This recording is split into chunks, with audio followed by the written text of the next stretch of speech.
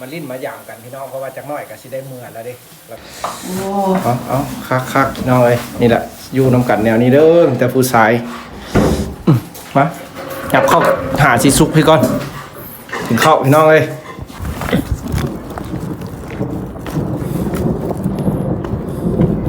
ซื้ออาหารไปเฮ็ดกินอยู่บ้านสิสุกพี่น้องเอ้ยไปกินข้าวซุ้มกันกับสิสุกมื้อนี้พี่น้องเอ้ยก่อนสิไปบ้านเพราะว่าสิสุกยังบ่ได้กลับบ้านได้สิสุกนะพี่น้องกินข้าวสามัคคีกับสิสุกก่อนพี่น้องเอ้ยจะค่อยกลับบ้านมื้อนี้นะก่อนสิเมื่อบ้านเฮาเพราะว่าสิสุกยังบ่ได้กลับได้พี่น้องเอ้ยสิสุกยังได้อยู่พี่ต่ออยู่สิสุกหักก็มาได้พอดีปีนี้ก็ถ้าเมื่อปีนี้ก็เป็น3ปีสิสุกพี่น้องเอ้ยก็เพิ่นก็สิอยู่ต่ออีก3ปีแล้วจังสิได้กลับบ้านเฮา แม่นเฮาแล้วกำลังสิกลับบ้านพี่น้องเอ้ยอันนี้คือบ้านสิสุกเด้อพี่น้องเอ้ยเฮือนสิสุกที่เพิ่นเซาอากาศมื้อนี้เขามีฝนได้นี่พี่น้องฝนตกได้นี่ว้าว่าสิกินข้าวแล้วสิไปย่างลิ้นได้ไปบ่นี่นะ เอาเดี๋ยวสิถ่ายเบิ่งพี่น้องเอ้ยมื้อนี้กินข้าวซุ้มกันเด้อกับสิสุกแล้วก็หมู่คู่หลายคนพี่น้องเอ้ยลองเบิ่งสิถ่ายให้เบิ่งคนลาวอยู่พี่น้องเอ้ยอันนี้ก็บ้านสิสุกต้องได้โทรหาเพิ่นได้นี่พี่น้องเอ้ยปรุงเครื่องไว้นี่ก่อนซื้อเอาข้าวเอาน้ำไม้แล้วก็อาหารการกินใส่กรอกไก่ซีนหมูแดงเอาพี่น้องไปกินข้าวซุ่มกันเด้อมื้อนี้กับบ่าวสิสุกมาบ้านเพิ่นบ้านเฮาก็มีแต่2-3หลังให้ได้พี่น้องคนลาวเศร้าอยู่พี่ความสุขก็มีแต่กันไปย่างลิ้นน้ำกันแล้วก็มาเยี่ยมยามกันเด้อพี่น้องเอ้ยอยู่ต่างแดนบ่ได้มีความสุขคือบ้านเฮาได้ อันนี้คือบ้านเพิ่นประตูเข้าออกก็สิประมาณนี้แหละหลายซับซ้อนเด้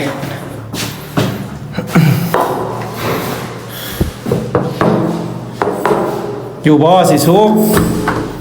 ใครตัวแด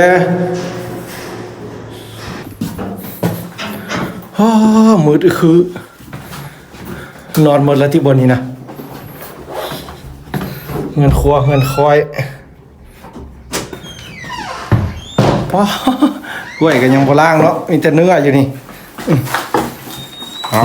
สิถ่ายคลิปกินข้าวซุ้มกันเด้อพี่น้องเอ้ยเอาเมียนเครื่องเมียนของก่อนโตตั้งยังตั้งอยู่เทิงนี่เงินครัวอยู่รัสเซียเงินเศร้าเอาพี่น้องฮอดบ้านสิสุกเดี๋ยวจังน้อยสิแต่งกินบาทนี่นะสิกินข้าวซุ้มกันแล้วจังสิไปบ้านเฮาเมืองลาวพี่น้องเอ้ยอันนี้ก็ถือว่าอยู่เงินสิสุกพี่น้องเอ้ยสิสุกกำลังคุมอย่างอยู่เฮือนครัวคนเดียวสิพาไปเบิ่งอยู่3คนพี่น้องเอ้ยมื้อนี้นะ ซักเครื่องซักของเพิ่นอยู่พี่น้องเอ้ยเบิ่งสิสุกก่อนพี่น้องเอ้ยจะคุมเฮ็ดหยังบ่แต่งกินบ่มื้อนี้เพิ่นว่ามื้อนี้แถมโอ้โธ่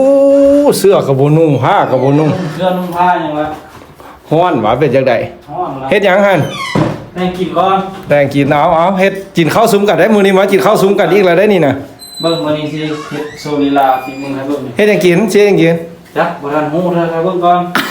อุ๊บก่อนเอาพี่น้องเอ้ยคือว่าตอนนี้เฮาก็มาอยู่บ้านสิสุกแล้วก็อยู่เฮือนครัวตอนนี้สิสุกเพิ่นกำลังคุมอนามัยแล้วก็สิแต่งกินพี่น้องเอ้ยจักสิกินหยังต้มไก่แล้วเนาะแซ่บบ่ยามเอาจังได๋ตู้เย็นเจ้ามีหยังก็สิฮู้นำเนาะค่อยซื้ออันนี้มานี่เครื่อง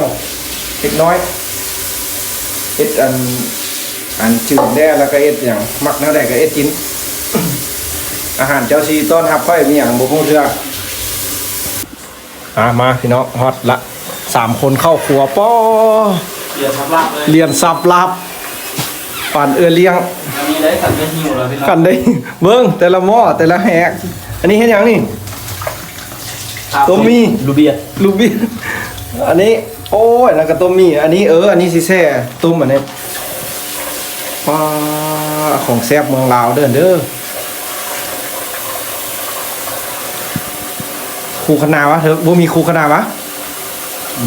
บ่มีเนาะมีตั้งแต่ผ้าอ้อมมัน พวกดาวไว้แล้ว เอ้าสิสุกอันหุงข้าว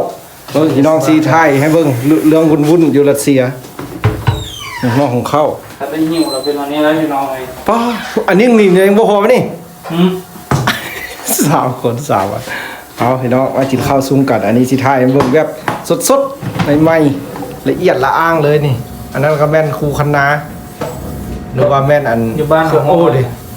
เครื่องในงัวป่ะแม่นวะ แม่นนะ เครื่องในงัว พาชิลิ้ว พาขี้ริ้ว พาชิลิ้วหอทอง มึงดูกำลังอนามัยพี่น้องเอ้ยเบิ่งอะนี่ เป็นคูคันนาเลยได้นี่นะอันนี้นะแกมเบียร์ถ้ามันอยู่ลาวเด้เนาะคนบ่แพงอันนี้นะคือก่อนไก่อีกเอามาต้ม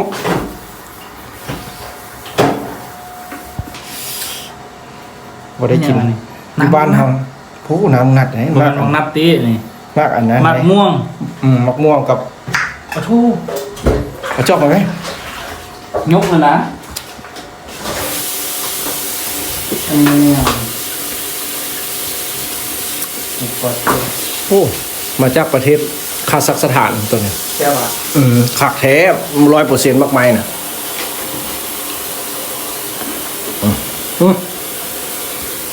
มาลิ้นมาอย่างกันพี่น้องเพราะว่าจากน้อยก็สิได้เมื่อแล้วเด้แล้วก็มาหาเพราะว่าสิซุกกับหมู่อันซื้อขัดนี่พี่น้องก็ยังคือว่ายังอยู่นี่ต่อหรือว่ายังบ่ได้เมื่อเทื่อสิซุกเขาก็ได้3ปีมาอยู่รัสเซียพี่น้องเอ้ยคือว่ายังอีก3ปีเนาะเดี๋ยวเขาสิได้เมื่อเนาะ3 ปีคือว่าอันนี้ละเขามากินข้าวซุ้มกันแล้วจากน้อยเขาก็สิได้เมื่อพี่น้องเดินทางเพราะว่าเขาก็เกี่ยมเครื่องมาหลายมื้อแล้วเพราะว่ามันยังบ่ฮอดมื้อพี่น้องเอ้ยเพราะว่า ตามเขาซื้อปียนต์อันนี้ถือว่าเป็นช่วงที่เขากำลังกาเกี่ยมเครื่องของพี่น้อยที่จะเดินทางเมื่อบ้านเขาพี่น้อยเพราะว่าเป็นก็ให้กาเกี่ยมเครื่อง เกี่ยมของตอนของฝากเขาจะได้อย่างกระซอกซื้อเอาพี่น้องเพิ่นบ่ได้ซื้อให้เขาเด้มีแต่ซอกซื้อเอามีเงินแล้วก็ซื้อเอาอันนี้เราก็มากินข้าวซุ้มกันกินก็กินแบบลาวๆบ้านเฮานี่แหละพี่น้องเอ้ยแล้วมันเอ็ดคูคณาสิต้มคูคณาแล้วจำแจ่วกินแล้วอันนั้นก็สิต้มมีได้แล้วก็สิจืดใส่กอกจืดอันใส่อั่วพี่น้องเอ้ยแล้วก็สิกินข้าวซุ้มกันเอาเดี๋ยวนั้นเป็นจังได๋เฮาสิถ่ายให้เบิ่งพี่น้องเอ้ยขอบใจพี่น้องที่รับชมพวกเขาอยู่รัสเซียพี่น้องเอ้ยการใช้ชีวิตอยู่พี่ตอนนี้กับเป็นฟ้าอากาศบ้านเพิ่นกับฝนตกได้นี่เบิ่งสิถ่ายเบิ่งเด้อด้านนอกพี่น้องเอ้ยนี่ฟ้าลมฝนตกได้พี่น้องอยู่รัสเซียมื้อนี้นะเบิ่งนี่อันนี้มักแอปเปิ้ลนั่นพี่น้องน้อยบอกใหญ่แล้วขึ้นมานั่นนี่เห็นบ่นี่เบิ่งสิเบิ่งตะนางโอ้ตะนางหัดเอาออกบ่ได้พี่น้องเอ้ยหมอแอปเปิ้ลได้นี่อยากกินแล้วไปเอารถนี่อยู่ลงไปแล้วแม่นรถพี่น้องเอ้ยย่างลงไปแล้วแม่นต้นแอปเปิ้ลหมดอันนี้นะมันบ่ได้แพงบ่ได้มีเจ้าของเจ้าหยังละพี่น้องเป็นดินแบบของส่วนรวมนี่อาหารที่กินกันจักสิได้พี่น้องเอ้ยเด้มีไส้กรอกแดงแล้วก็ข้าวน้ำอันนี้ครับบ่ได้กินเหล้ากินเบียร์คือบ้านเฮาเด้ น้ำลงไม้ กินน้ำมักไม้พี่น้องอยู่ต่างประเทศเด้อนี่แหละเฮาจึงว่าความสุขแท้ๆแล้วแม่นอยู่บ้านเฮาเนาะ อยู่ที่แล้วมันกินเหล้ากินเบียร์ยากพี่น้องเอ้ย ไปให้คลิปตลาดที่ผมมันนี้บอกกิน ไปตลาดฝนตกเด้ เพิ่งคนเช่านะ คือว่าตู้เย็นนี่ว่างเปล่าแล้ว วางครับมี เนี่ยบ้านนาภูเขาควยมาหยามเพื่อได้แล้วแม่นตู้เย็นว่างเนี่ยป้า อยู่รุ่มอะไรนี่ว่า นี่อันนี้ข้าวนมเชี่ยวเมื่อตอนอยู่บ้านได้นี่พี่น้องช็อกโกแลตเงินล้าวนี่นะอาหารการกินเกี่ยมไว้จากที่ร้านพี่น้องเลยโอ้บาบุมีแนวกินมีอยู่นี่ซีนตัวนี้นะเอากินโนเบียดไปตลาดเอามือนี่ ไปเลย เอาแต่งกินก่อนซะนะ มีวันอาทิตย์ต้องได้ไปเลย เบิ้งไทยอันครูคณะมันเบิ้งดูล้างละเอียดเถอะเลยอันนี้เซฟแท้ได้เซฟหลวงพ่อบางเตี๋ยวจอนกระเป๋ากระปูเก่าแก่ขนาด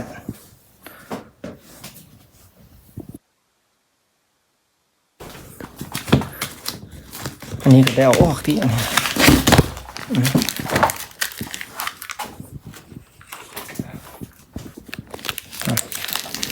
จอนกระเป๋าพี่น้องเลยเก็บเครื่องเก็บของไว้ได้อยู่วะขึ้นว่าโบพอดีแดนโอ้ก็ได้อยู่เปะอยู่ โอเคผ่านมาหลายงานแล้วได้นี่นะตีดล้อกันไปอันหนึงละเอาไปพี่น้องเอ้ยจิบข้าวแล้วสิสุกเอิดละทูจะไหนได้อย่างได้ละ ทุกประเทศเนาะนี่นะ เอา ทุกอะไรเนาะ ตัวนั้นนะคักนะอันนี้เนี่ยนะบัวด้วยไม่ดิสิสุกว่าใครแล้ววะ ทุกแล้วเนาะ เรื่องอะไรต้มคู่คณะพี่น้อง มาต่อต่างกันดิ ก็หรออาหารต่างแดนซอยคู่คณะจำเจียวเอ็ดละวะนี่มาพี่น้องเอ้ยเจียวกับเจียวเก้าซอยแม่ขันเชียวอาหารถ้ากินเนี่ยละพันนี้แหละกินอย่างไรที่ต่างแดนนะ เขาทำเป็นน้ำมัน จำละ ขายได้มา อันนี้พี่เด้อคักเด้อเถิกเลยคู่คณะพี่เด้จำเจียวเสียทีแต่บูมีเจียวครบเนาะ บทอายุดำนะครับ จัดเจียงสิซุปจัดเนื้อ กินข้าวเย็นนี่แหละ กินแบบนี้แหละกินข้าวเย็น กินข้าวเย็นต้องเย็นไง กินข้าวเย็นเอ็นใหญ่ เอาไว้ให้เขา ชีวิตอยู่สายโสดอยู่ต่างทิศต่างแดนพี่น้องเลยชีวิตสายโสดต่างแดนเอาคักพี่น้องเลยนี่แหละอยู่นำกันแนวนี้เด้อแต่ผู้ชายมาจับเข้าหาสิซุกพี่ก่อนถึงเข้าพี่น้องเลยมาพี่น้องเรียบร้อยวันนี้นะเตรียมกินโคกละเซียวนะตำเจียวต่ำเส้นเอื้อบอันนั้นเนาะ หมาสวย เผ็ดย่องนี่แหละอยู่ต่างแดดพี่น้องเอ้ยนี่แหละชีวิตต่างแดดไอ้พวกฮู้แล้วจังฮู้เด้อได้มาเห็นแล้วจังฮู้นี่ก็เป็นโคกหนึงอ่ะ เป็นเย็นน้ำกินก็นะ เอาต่ำแล้วเราก็เอาไปเย็นน้ำกินต่อต่ำแล้วเราก็เอาน้ำกินต่อ กินเนื้อน่ะ ใส่หน่อยได้มาพี่น้องเอ้ยนี่กูขนาบุญเนื้อรสเจียวกับเจียวเก่าคนเนี้ย เจ้าเต้าเส้นมาจับหมู่บ้าน สุดยอด เนาะ เกี่ยวกันยังเข้าไปวางไว้หลายไว้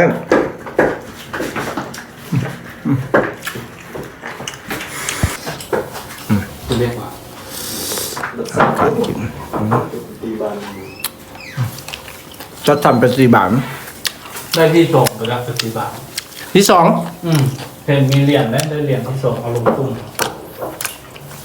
น่าโทรถามครับเหรียญเงินจะที่ช้อน โอ้ใส่กรอบมาให้กินเนาะกินแต่รูเบียนเนาะของแซ่บบ้านเฮาพี่น้องเลยนี่โล10 ปลายพันเด้อคำเป็นทึกเงินกีบเฮาได้พี่น้องมันเงินรัสเซียละ50 รูปเนาะ เอาไปให้เรากิน มาได้ ก่อนกินก่อนไปไหนมา ไปรอดไหน เด็กเด็กเบื่อมาเสียนกินอะไรมันกินมีจนได้มอดหม้อให้อันนึงก็ผู้นึงเขาจะกินเนื้อผู้นึงเขาจะกินมีเอาเฮ็ด โอ้เนี่ย เอาชิ้น สิว่าหลวงบ่าว ใช้อ้วนหลวงเขาบางอันนี้หลวงเขาบางเฮ็ด หลวงพระบางมันก็นิดเดียวก็รู้ว่าเลยแก้มมามันเบียดจะเจ็บจ้อเลยยังไงสัญจร กินแล้วบางทีไปตลาดพี่น้องเด้อวันนี้นะเนื้ออาหารการกินเบิดแล้ว คนไปคาเฟ่ชื่อเต้53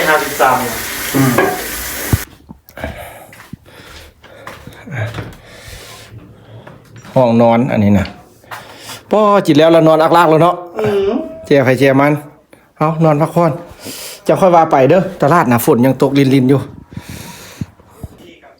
เอาพี่น้องเอ้ยเหงื่อจนแตกจิ้มเจียวมักเผ็ด นอนเล่นนั่งเล่นก่อนบัดนี้นะลาคันไปตลาดราชิทายเบิ่งอีกพี่น้องเอ้ยอันนี้ก็ถือว่าพวกเขามาอยู่นี่น้ำกันนี่พี่น้องเอ้ยแล้วก็มาลิ้นมาหยามน้ำสีสุกพี่น้องเอ้ยเพราะว่ามาลิ้นน้ำสีสุกก็มีอารมณ์ขันหัวม่วนพี่น้องเอ้ยพอเพิ่นเป็นคนตลกเฮฮาออกคลิปก็แสดงดีพี่น้องเพิ่นก็สิเอ็ดช่อง YouTube เด้อถ้าพี่น้องคนไทยที่มารับชมก็ฝาก